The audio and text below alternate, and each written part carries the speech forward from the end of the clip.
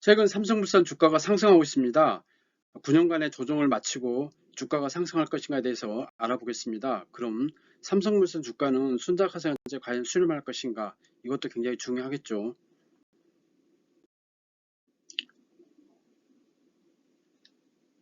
삼성물산 지분 1억 달러를 보유한 화이트박스가 최근 이제 삼성물산에 대해서 언급한 적이 있습니다. 화이트박스에서 주장하는 것은 순자산 가치 대비 68%가량 할인된 가격이 작년 12월 13일 주가입니다. 12만 8,700원이죠. 그래서 이걸 역산해보면은 화이트박스에서는 삼성물산 주당 순자가치를 40만 원을 보고 있는 것으로 보입니다. 그래서 12월 13일 날 주가를 보면은 12만 8,700원인데 68%가 할인되어 있죠. 50% 할인 가격이 주가 20만원입니다. 그리고 30% 할인된 가격이 28만원입니다. 그런데 최근 이제 자사주 소각을 발표를 했죠. 3년에 걸쳐 가지고 자사주 전량 소각을 발표를 했습니다. 그래서 이거 본다고 그러면은 50% 할인 주가 20만원이 가장 유력하지 않나 생각해 봅니다. 그래서 이번에 상승은 20만원을 돌파할 수도 있을 것 같습니다. 그리고 펠리서 캐피탈에서는 언급한 게 내재 가치가 57조, 주당 30만 원을 언급하고 있습니다. 그러면은 삼성물산은 삼성그룹의 지주 역할을 하지만은 그 내용을 뜯어보면은 지주사 개념하고 많이 다릅니다. 왜냐하면은 2023년 매출 구성을 보면은 건설이 46%, 상사가 31%, 패션이 4.9%, 바이오가 8.82%, 기타 8%입니다. 즉 이제 매출에서 바이오 8.81을 빼는 약 90% 정도는 자체 매출에 나옵니다. 즉 이제 삼성건설, 레미안으로 유명하죠. 삼성상사, 그리고 패션, 그리고 삼성 에버랜드 레저 부분, 그리고 유일하게 이제 상장되어 있는 삼성 바이오로직스에서 약 8% 정도의 매출이 나옵니다. 즉 이제 92%가 자체 사업으로 나오고 있다는 겁니다. 그렇기 때문에 상장된 가치는 이제 그 바이오 부분에 불과하기 때문에 과도한 어떤 그 주가 할인은 부당하다고 생각합니다. 그리고 영업이익 같은 경우는 건설에서 36%, 바이오에서 37%가 나오고 있습니다. 특히 이제 삼성 바이오 같은 경우는 4공장까지 완공이 됐고 10공장까지 건설 계획이 있습니다. 그렇다면은 이제 노후가 이제 노인 인구가 많아지고 또 전 세계 인구가 80억이 넘어갔고 이러기 때문에 어떤 그 바이오 의료 쪽의 수요는 굉장히 증가할 것으로 보이기 때문에 상당히 전망은 밝다고 볼 수 있겠습니다. 삼성물산 월봉 차트를 보겠습니다. 2015년도에 21만 5천원을 기록한 후에 주가가 조정을 받고 있습니다. 그래서 기간 조정이 과연 이번에 끝날 것인가 이것도 굉장히 중요할 것 같습니다.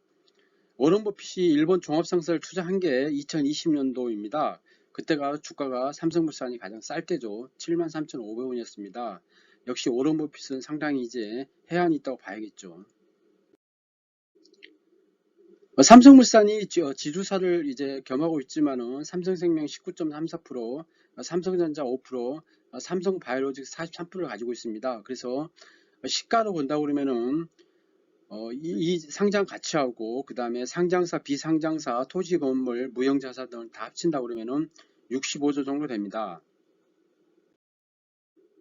그래서 애국인 기관 동향을 보면은 애국인은 주가 관계없이 꾸준히 사고 있습니다. 벌써 지분이 21.63%입니다. 지분이 계속 늘어나고 있죠. 처음에 2015년도에 2%였는데 21.63%입니다. 계속 증가하고 있습니다. 기간은 특별한 방향성은 없습니다. 사고 팔고를 반복하고 있을 뿐입니다. 최근에 이제 그 기업 밸류업 프로그램이 2월 달에 아마 발표할 것으로 보입니다. 정부에서 기업 밸류업 프로그램이 일본의 기업 경영 변혁 촉진책을 이제 벤치마킹 했다고 그래가지고 일본의 어떤 니케이 상승이 작년에 한 33% 정했는데 거기에서 아마 벤치마킹 하는 것 같습니다. 그래서 일본은 도쿄증권 거래소가 2023년도 4월 초에 주가 순자산 비율이 1배 미만인 상장세에 대해서 주가 상승 개선안과 제출과 시행을 요구한 뒤 이제 니케이가 이제 상승했다는 겁니다. 그래서 보면은 그 증시 부양책이 일본은 자본 효율성 개선, 개인자금 유입 유도, 산업정책 등 크게 세 가지 방향으로 해서 추진했습니다. 그래서 효과가 있었죠. 그래서 일본 정부에서는 이제 그 우량 기업이 상장된 프라임과 스탠다드 시장에 상장된 기업 중에서 PBR 1배 이하에 대해서 이를 이제 개선한 방안을 제출했다는 겁니다. 그래서 개선이 안 된다 그러면은 이제 그 불이익을 줬다는 거죠. 그래서 이제 이런 측면이 굉장히 최근에 PBR 1 이하의 주식에 대해서 굉장히 큰 이제 그 상승 모멘텀을 제공하는 것 같습니다.